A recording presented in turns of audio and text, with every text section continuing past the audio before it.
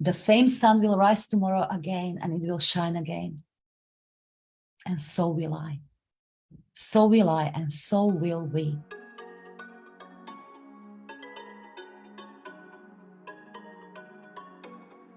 Lenka Lutonska here, author of Energetic Selling and Marketing.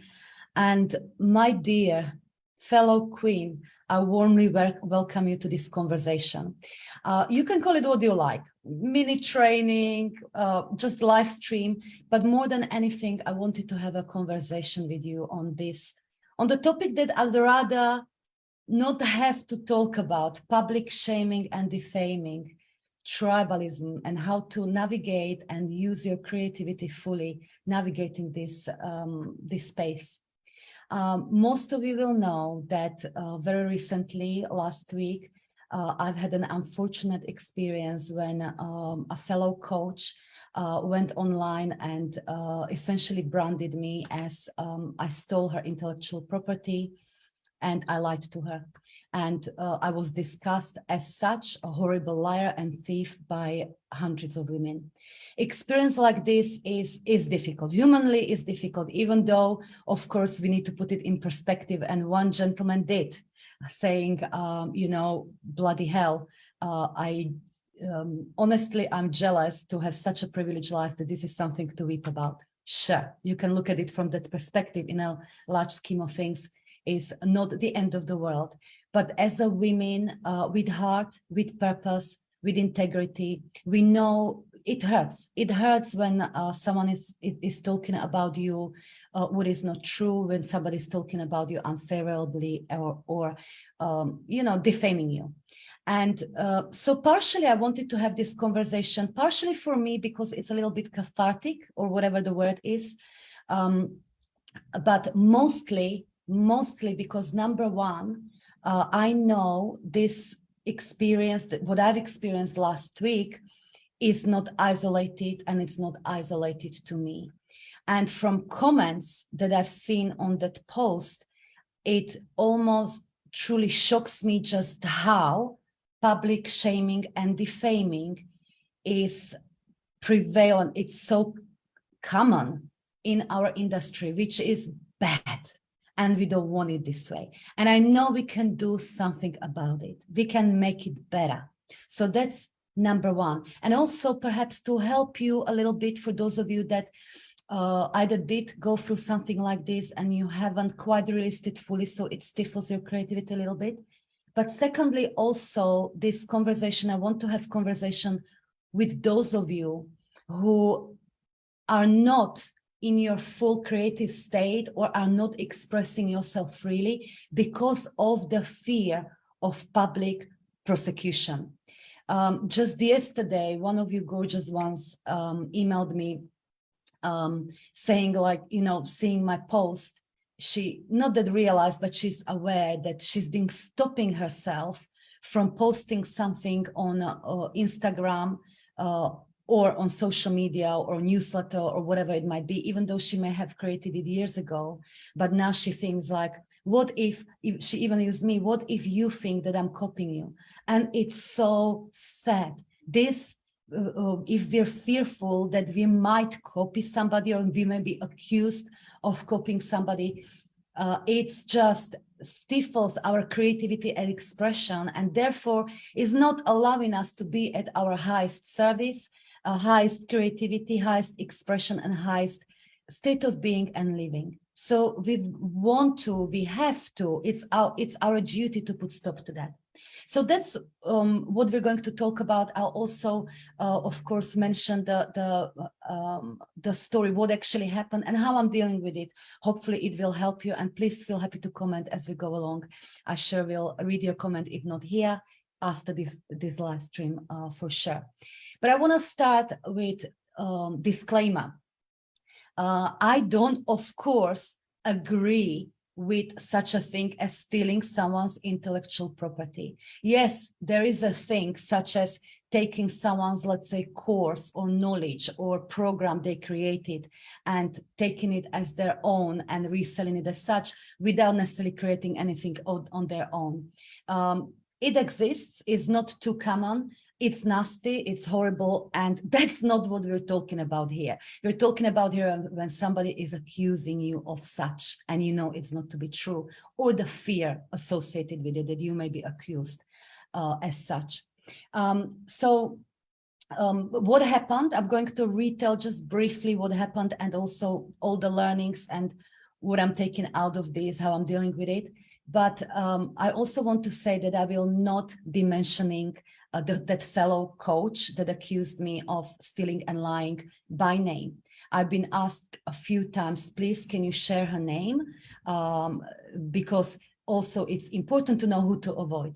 And, you know, it would not be me, even though I wouldn't be technically doing nothing wrong, because of course she is, or she was, I don't know if she's still talking about me publicly, but she had a big public conversation about me using my name, using my advertisement. She sent people to my ads to flood it with comments how I stole her intellectual property as such. But so I wouldn't be doing nothing wrong in that regard. However, that's not how we do things. Number one, I don't believe that that coach is altogether a horrible person. I just think that this experience brought in her some wounded behavior. And like versa, this brought in me some wounds that clearly need to be worked on. So I don't want to brand her in any way, and I don't want to mention her in any way because she didn't give me permission. I asked via email for a private conversation that we can have face-to-face conversation, and it occurred to me, wouldn't it be gorgeous if we could do this live stream together, because that would be enriching in so many ways. But that's perhaps a wishful fantasy, but never mind, we can do a lot by ourselves. So I don't believe in public naming without permission, especially if we talk about such a sensitive topic about somebody who defamed me, okay?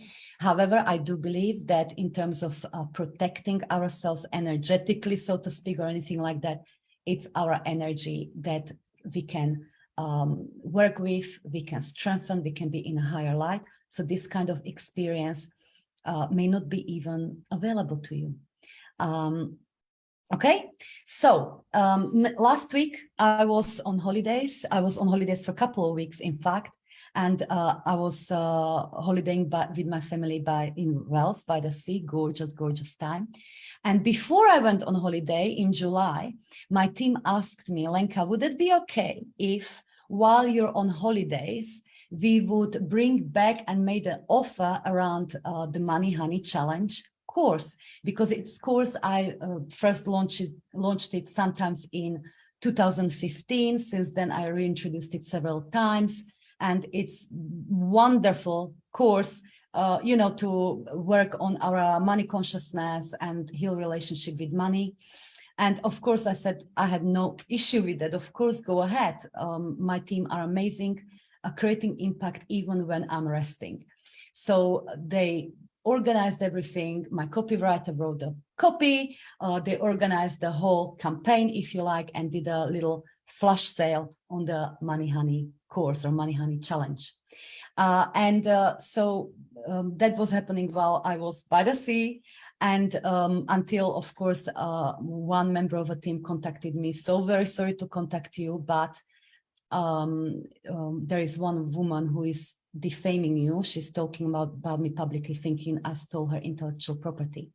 And she emailed us as well, claiming I took her intellectual property, suggesting we have a licensing agreement that as possible solution. So what do we do? So I briefly had a look at the post, the public post, where this coach said that I've been following her since 2014, and I've been opening her emails, and essentially that I built my success, and it's ridiculous even when I say it, but that I built my success and my business based on on her teachings. Now, I never, when of course I looked at the lady name, immediately it rang the bell. So I knew I know her or known her, and went to my mailbox, and I knew exactly who who that is, because I do remember in 2014, she did inspire me. As in, at the time, I was in really bad financial situation in between my businesses. I lost the first business. I was working my money consciousness like crazy and really rediscovering. This was the birth time of the whole energetic selling and marketing movement, but a very humble beginning. So I worked my money consciousness. I downloaded, read the books, resources, whatever I could afford. And she was one of those people who, I don't know, remember how, but she popped up. And I downloaded something for free. I can't remember what it was. And in her vocabulary or in some of her subject lines, there was a phrase, money honey. So, you know, I read maybe 10 of her emails. And then as it happens, I forgot and I was subscribed, and it's shameful on me because I have got very big personal inbox, which I'm sorting now, of subscriptions going years back that I don't read. Okay. So yeah, I remembered her and she did inspire me. And let me actually clarify how she did inspire me.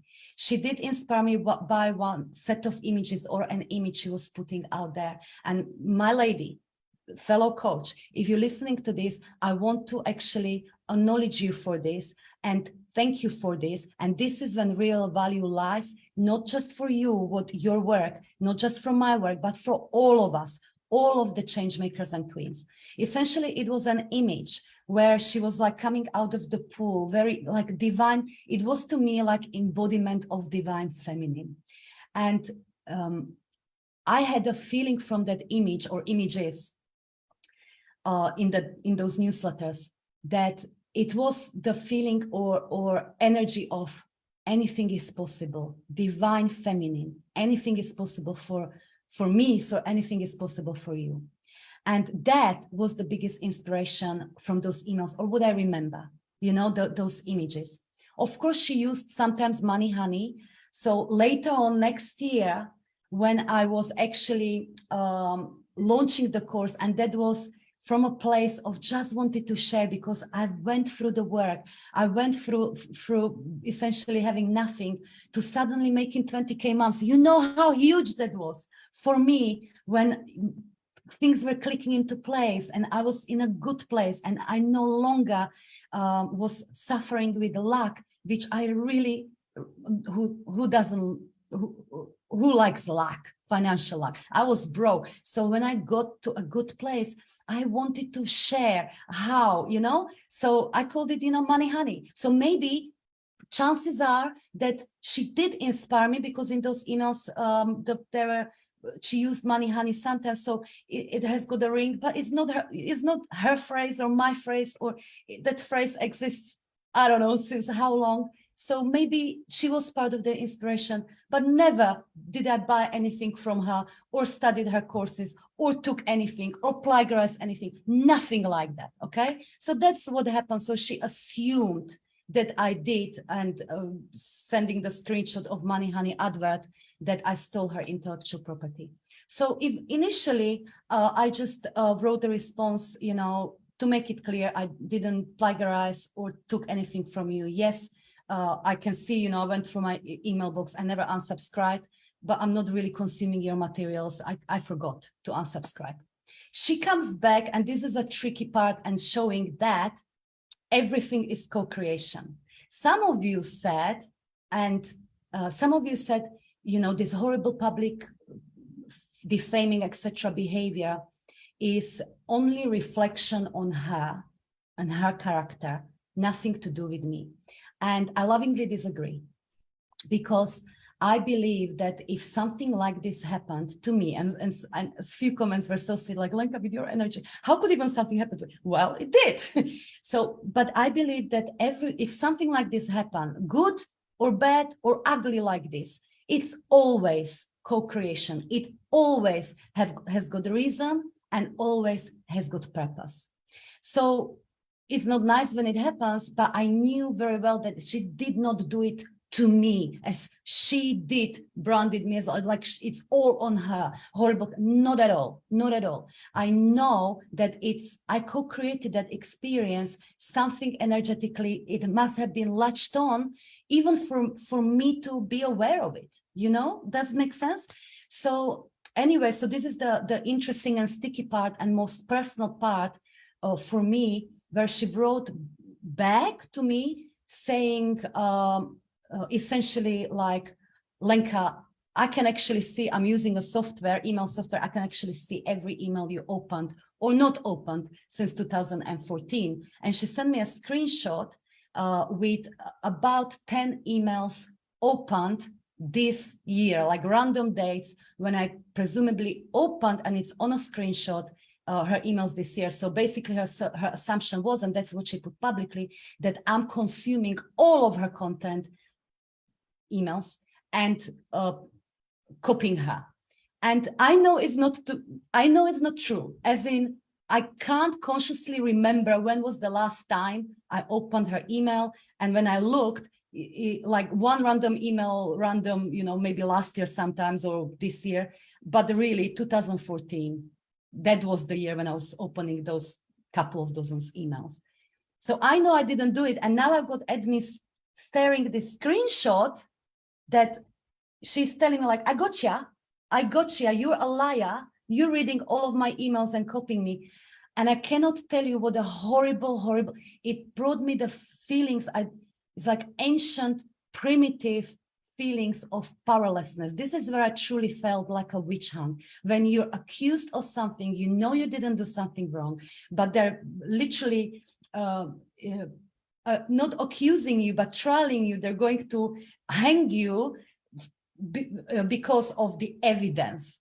So it was a horrible feeling. Like I'm defenseless, and I'm defending myself against the fucking screenshot, So of course, I went a little humanly mad, as in, what the fuck is this? So I went to my team, I'm not the only one who's got access to that particular mailbox. So I was like, everybody, I need to hear, did any of you randomly or for whatever reason open her emails? Nope. And how could this happen? Whatever. So I wanted to know. So apparently these email systems do on campaigns estimates. I don't know how it works, but that's what they did. And it brought horrible feelings, which I knew is mine to release, to address, to release. So this is the reason and a purpose for every ugly experience like this. I promise you, when you create, and you create freely, and you serve at the highest level possible to you, you will have experiences that are not always nice. Chances are something like this in any shape or form, if it didn't happen to you, it might happen to you. But nothing will happen unless your soul knows, A, you can perfectly deal with it. You can perfectly deal with it. B, there wasn't some motherfucking diamond in it. There wasn't something that will help you to hoop, serve at a higher level, be at a higher level, earn at a higher level, impact at a higher level, etc., etc. And this was my gift. This was truly my gift. So personally, I've been really looking, what do I need to release? The powerlessness is like literally like even past lives, whatever courts around the prosecution, witch hunting, accusations. Secondly, I was asking honestly myself, where do I feel like a liar, or am lying consciously or unconsciously to myself or others, or I'm not 100% honest with myself or others? Where am I stealing from myself? Any aspect of mirroring, it's so important. And the biggest, I would say, gift for me and a lesson that shifts me and hopefully more of us to higher purpose is this. As part of this experience, I realized that partially the reason why there was this energetic lash, or that this could happen, is because to certain extent, not consciously, to certain extent, I too was possessing my creation as my own, almost like owning the toy, like an inner child, like I created this, it's my own, or doesn't make sense. So now I'm going really personal and going to recount an experience from past where I never defamed anyone or anything like this publicly, but I battled with it something internally. And this experience helped me to put it fully embodied in a very helpful way. So, of course, I'm a change maker. I serve many women, and we have estimation, roughly speaking, maybe twice, maybe 3 times a month, we have somebody, a client or a beautiful follower, emailing us that, Lenka, I saw this and it sounds just like you, or something along those lines. Now, out of those many, many, many times this happens, I never, ever, ever, ever went legally after anybody, apart from one occasion. And that was occasion when somebody took our image from my live event, a group image with many, many women, and photoshopped me out and photoshopped them in the middle of it as the leader of the group and promoted their online community. And of course, then some women who were on my event noticed their own pictures. They're used as a stock image or whatever, that it's not their image. So they said, I don't want to be on an image, but they brought it to our awareness. So on that occasion, we did legally cease and desist, and, to make sure that it's not misused, because it's image that, I didn't, you understand the point. Who wants to be used as a stock image? It's out of integrity. So we use the cease and desist. I know, crazy stuff, right? So that was the one time when I went after somebody legally, if you like, to take stuff down. On one more occasion, I had chat. I invited for a chat one previous client from my group program, because again, somebody sent us something like this is, it's like copying or plagiarizing. And I looked at it, and it was like very much not I wouldn't say copying, but like all the lingo and the titles and everything, it was reading like me. And I had this conversation with the client, not to prosecute her or accuse her or anything like that, but to guide her to drop into greater flow, because she thanked me for it, because she was basically an energy, which is very easy to do when you're absorbed, you've got mentors, you've got coaches, and you start thinking and creating like them rather than embodying it and creating from your own energy. Doesn't make sense. So that's what she's doing. I knew it was innocent. I knew she didn't want to copy me or plagiarize me or anything like that.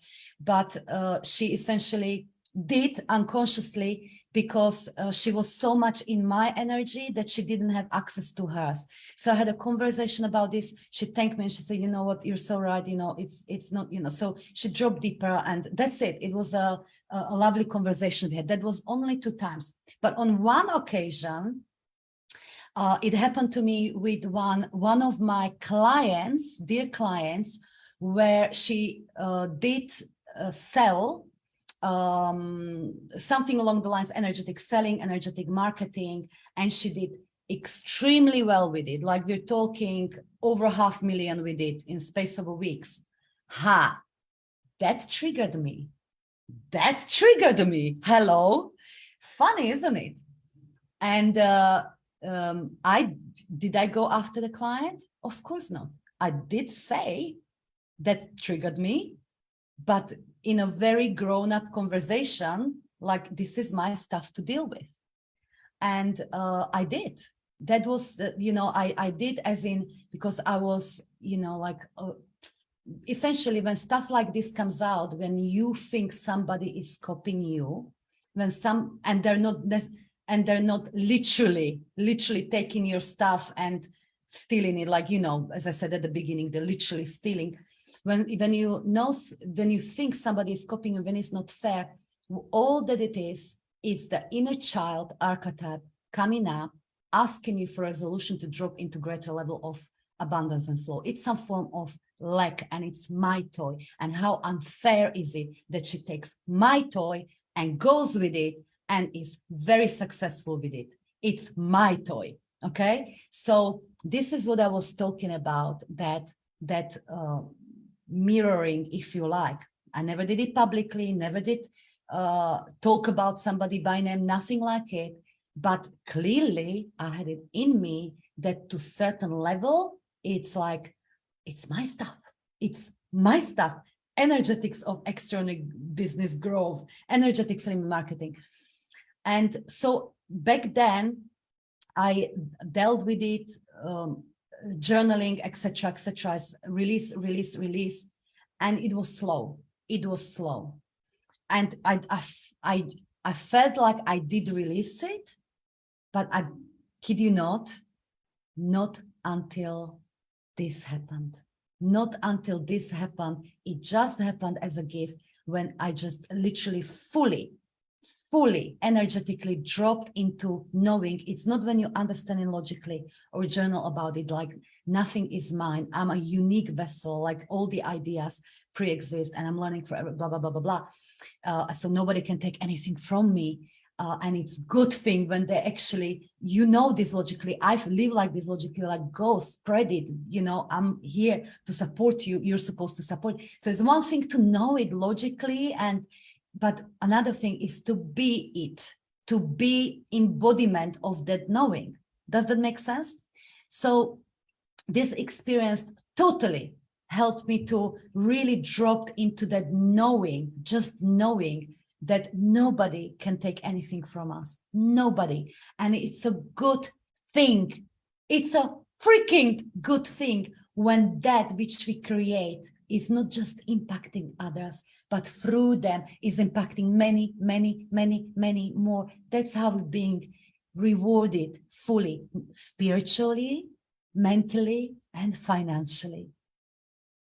I serve, so I deserve. That's the payback, So that's what makes us, all of us, much richer, much more abundant. So let's talk very briefly about, in case some of you, many of you will know this, but some of you, this will support you, the ideas and how to work with ideas. In fact, to start with, I'm going to pass on one brilliant recommendation from one of you who put it in the comments. And it said, it's basically a book by Elizabeth Gilbert, and it's called Big Magic. So go and get that book. It's very, very good. I read an article and started to read the book. Very, very good on this very topic, creative living and how to work with the ideas.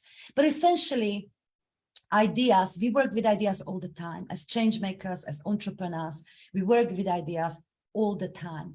And ideas, we are not creators of ideas. We do not create them. Ideas are energy. It's life in its pure form that wants to be embodied, manifested through us. It's energy. Ideas are energy, and they're already, all of the ideas already exist.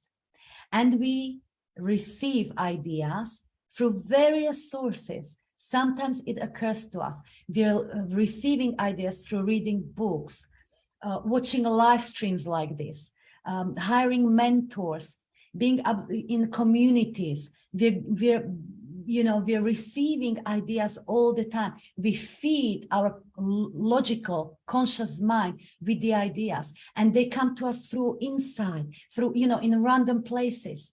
So ideas, we're not creator of ideas, but rather we are the vessels of ideas, channels of ideas. They all come from the same place, okay? So it's very normal. It's very normal that you may have a same idea of some other coach or express yourself similarly, because we're in each other proximities through connection, and we're channeling from the same source. In fact, I think this is such an important point to know with all aspects of our being for us creator, that I want to mention a couple of resources on this single topic, you know, the existence of the ideas, yes, or how the ideas are brought to the physical world. There was a study done years ago by one French mathematician, and forgive me, I'm shit with reference, I will not remember now, but if I do, I will find it and I'll put it in the comments. But essentially one French mathematician in the last century, he studied very wise minds of the time, physicists like Albert Einstein, scientists, mathematicians, etc., etc. And he wanted to find out what is the process of solving the most complex problems. What is the process behind it? And this is what it came down to. This was conclusion of the research.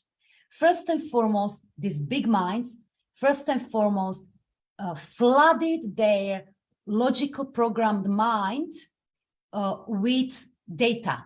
So they were focusing on solving the problem. They were flooding it with learnings, data. So this is like translated it into, let's say, entrepreneurship or creativity in entrepreneurship. It's like when you're learning from others, the books, the courses, the mentors, the communities, etc., etc., flooded in with ideas, learning the skill. That's first aspect of creating like miracles, like getting these incredible, complex ideas that change the world. So that is the first part. There was always they're very focused and flooding the program mind with ideas. Secondly, second part of the process is that the answer always came from what they called, he branded this as deep mind, suddenly, often associated with like a sudden noise. So this is where the ahas come. This is where the probably Albert Einstein actually worked out the law of relativity or whatever, you know. So you know, so this is where it's like, here it is. And it's, but every one of them, whoever described it, that is like those ideas appeared from the deep mind. It's like they're always those ideas, those solutions were always pre-existent there, and they simply suddenly appeared. Often associated by noise, because you know that you'll get best ideas sometimes in shower, like when you relax your mind, but sometimes like when it's like, you know, you essentially get out of your mind, your logical program mind. So the most common example or most well-known example of this is Ford, what's his name? Ford and the light bulb, right? So he would have this practice where he would every day get he would put himself in like a light trance, meditation, relaxation, call it what you like, with a steel ball or balls in his hands and a saucer underneath. So when he was relaxed enough, naturally the muscles would relax and the steel balls would fall and make a noise, and that would awaken him. And he would often get the best ideas in that way. So getting out of the mind is basically the idea, however you do it. And the idea is, of course, that the answers are pre-existent in a deep mind, universal consciousness, Henry Ford, call it what you like, and they always appear. So these are two aspects behind the creation, powerful creation. What does this mean for us? Yes, we've got to continue to learn. You know, I was thinking that this fear of being publicly prosecuted, it bothers me, as in, I know it's existent amongst us change makers, that I'm stifling my creativity or what I put out there because I may be publicly accused by somebody, I'm copying them. And what occurred to me, that bloody hell, if we wanted to truly avoid accidentally copying somebody, we wouldn't even dare to learn, you know, because it's of course, the ideas come in all ways of possible to us, and we're, as a human beings, we're expanders of the universe. We out to learn. We love to learn. We love to stretch the minds, and everything. So we seek the learnings, and naturally, when you seek the learnings through other people, through the teachers, when when you're ready, they appear. When you are in there, is that your energy is being receiving all those ideas to be used in the right way, and it's important. So of course you will be inspired or influenced by everything you read, everyone you're mentored by, everything you learn, etc., etc. Of course, it's part of your creativity. But here is the thing: the second important thing, how we can be creative at its fullest, is really dedicate time to be in your own energy. Because it's only when you are in your own energy, not Lenka's, not that coach, not that book, not that information and ideas coming in. When you stay in your own energy, this is when you can not only just get out of your mind and ideas come, but this is where you give chance for those ideas to accumulate, integrate, fully embody, and then come out this way as fully yours, as in your way. Okay, so the ideas, so what does this look like? For instance, just to give you an idea what I mean by staying in your energy, I start my days with, I call it CEO hour, because before I used to start my days, I'm an early riser, so I would start my day at 7 o'clock with my business manager, where we would talk business and what's in my schedule today and what we're creating, what needs to be done. So like a start of the day, refocusing on a business. Then I realized that this is not the best way to start my day with my business manager, because I'm being pulled in today and technicalities. So the best day is to start by staying in your own energy in whatever way.